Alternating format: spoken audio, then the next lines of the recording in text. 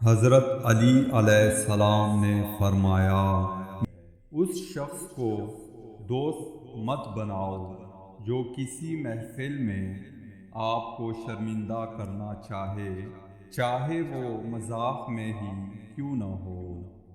दो तरह से चीज़ें देखने में छोटी नज़र आती हैं, एक दूर से, दूसरा गरूर से।